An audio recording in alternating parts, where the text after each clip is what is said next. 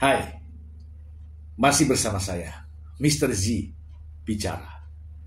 Tentu saja bicara tentang kebenaran berdasarkan fakta, data, dan realita. Teman-teman, masih terkait dengan Nikita Mirzani.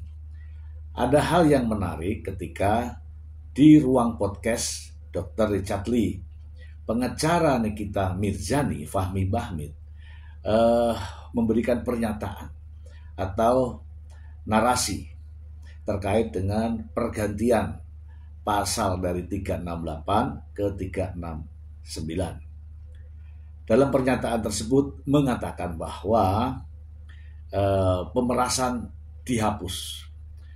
Kemudian dari 368 diganti menjadi 369. Yang mana dalam pasal 369 ada keharusan sebagaimana delik aduan. Nah, disinilah yang menarik untuk dibahas. Sebelumnya, mari kita simak terlebih dahulu teman-teman, agar ini semua tidak menjadi fitnah. Ada cuplikan ya, terkait dengan pembicaraan tersebut. Berikut ini. Nggak ada masalah apa-apa. Kalau tadi tersirat, kalau misalnya, koreksi saya kalau saya salah Bang ya, kalau misalnya nggak dibayar nanti akan dijelek-jelekkan seperti Apa itu. yang harus memang ada yang jelek dari produk dia. Oke.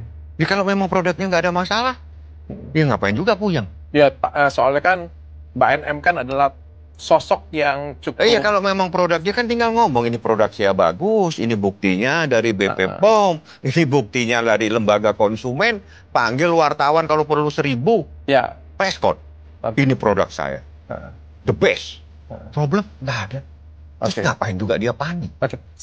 Kalau tapi dari konteks Itu kata-katanya Bang, kesepakatan, Pak. tidak ada.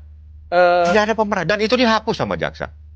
Oh, ini dihapus. Dihapus. Oke. Yang awalnya itu pemerasan di 368 jadi 369. 369. Oke. 369 itu delik aduan. Ini adalah kesepakatan. Bagaimana saya katakan tidak kesepakatan? Angka 5 miliar ditawar menjadi 4 miliar dan disetujui. Artinya 2 orang telah bersepakat. 5 saya tawar 4. Oke. Sepakat kan? Oke, deal 4. Tolong dong sistem pembayaran 2 kali. 2 miliar Oke. transfer, 2 miliar bawa cash. Sepakat. Nah, di sini ada pendapat ya. 369 itu delik aduan. Sebenarnya teman-teman, laporan polisi itu dibagi 2 ya. Untuk pemrosesan perkara. Ada namanya delik aduan, juga delik biasa. Maksudnya daripada delik biasa adalah yang lapor boleh siapa saja. Yang mengetahui, yang melihat, atau bahkan polisi sendiri pun bisa melakukan untuk tindakan-tindakan kepolisian. Misalnya, tidak perlu ada laporan. Polisi menemukan di jalan ada orang sedang ditodong. Nah, ditodong itu kan salah satu ancaman kekerasan. Sebagaimana diatur dalam 368 itu ancaman atau ancaman kekerasan. Ketika ada seseorang merasa terancam, kita bisa langsung ya melaporkan ada orang. Jadi tidak harus korbannya. Nah, kan gitu ya. Pembunuhan orang yang sudah mati tidak mungkin dia melapor. Itu namanya delik biasa. Oke ya. Artinya tidak harus orang yang menjadi korban yang melaporkan. Oke, sampai di sini. Itu delik biasa. Nah, yang dimaksud dengan Pak Fahmi Bahmid ini adalah delik aduan. Apa yang dimaksud dengan delik aduan? Yaitu orang yang menjadi korbanlah yang harus mengadu atau melaporkan. Bukan orang lain. Maksudnya di situ. Jadi, orang yang menjadi korban, dalam hal ini Reza Gladys, haruslah dia yang melapor atau mengadu langsung kepada polisi. Kan begitu. Nah, faktanya sekarang Dr. Reza Gladys inilah yang melapor ke Polda Metro Jaya. Nah, ada nih perbuatan yang dilaporkan oleh Dr. Reza Gladys ini kan sepertinya ingin disamarkan, ya, seolah-olah tidak sah laporannya. Begini teman-teman, saya melihat eksepsi ketika sidang kemarin, Fahmi Bahmid mempermasalahkan mengenai perusahaan. Oke, antara direktur dan komisaris, komisaris dan direktur. Tidak ada masalah di situ. Itu kan bumbu-bumbu narasi eksepsi. Tetapi pada pokoknya adalah ada uang yang dikeluarkan oleh Dr. Reza Gladys kepada yang meminta sebesar 4 miliar rupiah. Ya kan? Nah, dari situlah yang jadikan pokok perkaranya. Uang 4 miliar kemudian dikeluarkan dari Dr. Reza Gladys. Nah, Dr. Reza Gladys ini merasa diperas. Pada pelaporan mungkin, saya tidak tahu, mungkin tertuang 368. Seharusnya harus cermat di situ. 368 itu tidak ada ancaman kekerasan pada faktanya. Tetapi kenapa pasal itu diterapkan? Jaksa dalam dakwaannya merubah apa? Merubah pasal dari 368 menjadi 369. Dalam 369 sebenarnya sama, yaitu pemerasan juga, namun dengan ancaman akan pencemaran baik secara lisan maupun tulisan atau membuka rahasia. Ini alternatifnya. Nah, pada ayat 2-nya tertulis tuh, perkara ini dapat diproses atau dapat dilanjutkan prosesnya apabila orang yang menjadi korban itulah orang yang melaporkan, dalam kurung delik aduan. Karena ada namanya delik biasa dan delik aduan. Nah, sekarang masalahnya adalah siapa yang melapor? Dr. Reza Gladys. Dr. Reza Gladys menjadi korban? Iya, karena dia yang mengeluarkan uang sebesar 4 miliar. Siapakah Dr. Reza Gladys? Dia adalah komisaris dari PT, perusahaan yang memproduksi skincare. Jadi sebenarnya tidak ada masalah sebenarnya, tidak ada masalah. Dan delik aduan ini sudah dilakukan, sudah benar. Adanya delik aduan yang dimaksud adalah fakta yang sebenarnya Dr. Reza Gladys sebagai korban melaporkan secara langsung ke polisi. Itulah yang dimaksud dengan delik aduan. Harus orang yang menjadi korban yang langsung melapor kepada yang berwenang. Clear. Nah, delik aduan sendiri ada dua, ada relatif dan absolut. Artinya adalah dipilah siapakah orang yang menjadi korban. Kalau di dalam rumah tangga, dalam keluarga, ada anak kan, ada istri, ada kan yang begitu mengadu. Nah, tinggal tergantung hubungan dari mereka. Nah, kalau delik aduan itu yang dituntut adalah peristiwanya. Oke. Kalau yang delik biasa yang dituntut orangnya, gitu kan. Jadi memang kalau tidak cermat bisa hanyut di dalam pernyataan tersebut. Kemudian, apa bedanya delik biasa dengan delik aduan? Delik biasa tidak bisa dicabut. Pelapornya atau pengadunya tidak punya hak untuk mencabut. Nah, kalau delik aduan, pelapornya bisa mencabut laporan tersebut, gitu. Apa alasannya dicabut? Ya, kalau perkara Nikita Mirzani ini seharusnya ya teman-teman ya, seharusnya kalau dari awalnya terjadi seperti ini, ada penyelesaian, sudah selesai itu. Sudah selesai. Masalahnya tidak dilakukan penyelesaian. Ya enggak? Nah, sebenarnya kalau dari awal Pak pengacara ini cermat, bisa membebaskan Nikita Mirzani di awal permasalahan ini dimulai. Ya kan?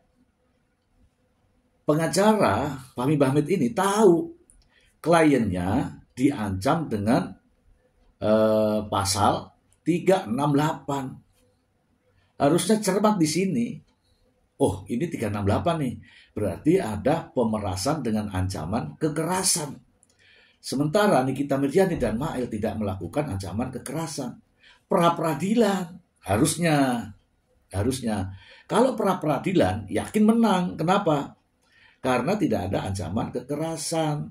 Tapi polisi mungkin penyidik menerapkan ancaman kekerasan. Sehingga kalau pra-peradilan ya bisa dipastikan menang. Kenapa? Karena pasalnya salah pada saat itu. Nah masalahnya sekarang berlarutlah pada proses penuntutan dakwaan ya.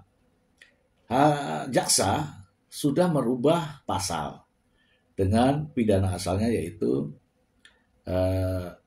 pasal 45 ayat 10, kemudian pasal 27B ayat 2 Undang-Undang ITE.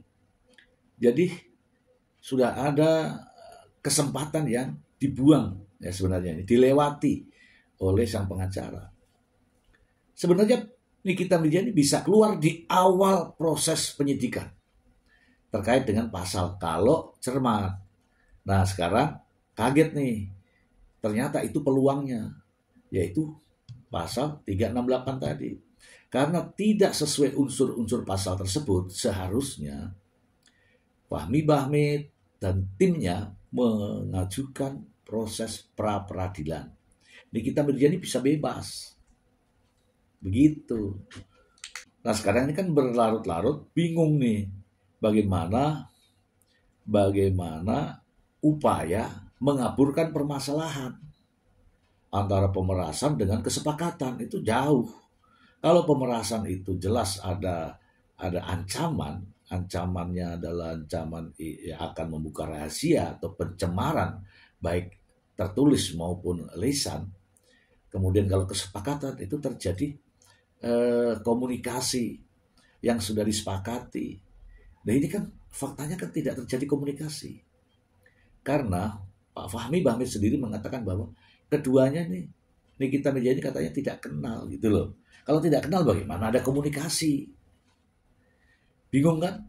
Jadi saya juga mengikuti perkembangan ini. Ini arahnya kemana nih? Mau dibawa kemana ini? Ini persoalannya adalah uang yang 4 miliar itu mau dibawa ke bahwa penerimaan uang itu sah atau melawan hukum. Kalau sah buktinya apa? Ya, kalau melawan hukum kan yang membuktikan kan jaksa. Nah sekarang ini Pak Fahmi Bahmid ingin menunjukkan bahwa Nikita Mirzani itu menerima uang sebesar itu 4 miliar itu sah. Nah inginlah Fahmi Bahmid ini untuk membuat masalah ini menjadi bias. Bias kenapa? Antara perdata dan pidana. Itu yang terjadi menurut pendapat saya. Dan saya melihat bahwa Pak Fahmi Bahmid ini memang berjuang keras, itulah memang tugas daripada advokat. Untuk membebaskan Nikita Mirzani, yakin bahwa tindak pidana pemerasannya itu tidak ada. Yang ada adalah kesepakatan. Nah, masing-masing nanti ini teman-teman akan adu argumen dalam persidangan. Karena eksepsi kemarin sudah terlihat bahwa jaksa ya dalam dakwaannya jelas pasal-pasal terkait dengan pemerasan dan TPPU. Namun sang pengacara merubah ini semua menjadi seolah-olah kalau enggak itu adalah bukan pemerasan tetapi kesepakatan. Itu satu. Yang kedua, ini adalah persoalan perdata bukan pidana. Gitu kan? Yang ketiga, penerapan TPPU juga dipersoalkan karena tidak menjelaskan tentang tindak pidana asal. Saya melihat semua ini ya teman-teman. Saya melihat semua ini sehingga saya bisa memberikan ulasan. Dan di sini nanti akan diuji. Nanti pasti akan ada bukti-bukti yang akan diajukan oleh jaksa. Dan dari bukti-bukti itu akan diberikan penjelasan oleh ahli-ahli. Ahli-ahli ini nantinya akan berbeda dengan ahli-ahli yang diajukan oleh pihak Nikita Mirzani. Jadi nanti akan seru teman-teman, akan seru. Jadi kita tidak menilai dari siapa Nikita Mirzani, bukan. Tetapi masalah yang terjadi di sini. Adakah terjadi pemerasan atau sebaliknya? Ada kesepakatan. Ini yang akan menjadi pertaruhan dalam proses persidangan, dalam fase pembuktian.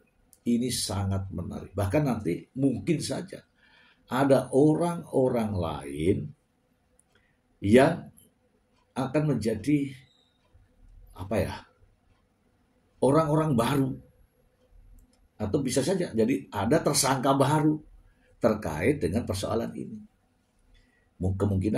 Kemungkinan besar ada, karena di situ ada percakapan handphone, asal muasalnya, permulaannya seperti apa. Pasti semua akan diungkapkan, dikeluarkan dalam proses pembuktian. Jadi teman-teman, kita tunggu bagaimana proses pembuktiannya. Kalau saat ini ya wajar saja. Kalau jaksa bertugas untuk membuktikan dakwaannya seperti apa. Kalau pengacara ya bertugas bagaimana dia bisa berjuang untuk membebaskan kliennya. Itu sih. Jadi yang jelas ada kontra antara jaksa dan pengacara. Tinggal bagaimana hakim menilainya. Kemudian mengambil keputusan. Itu teman-teman. Silakan teman-teman simak baik-baik dalam proses ini. Jangan berkomentar dari informasi-informasi yang tidak benar. Semoga bermanfaat. Terima kasih. Bye.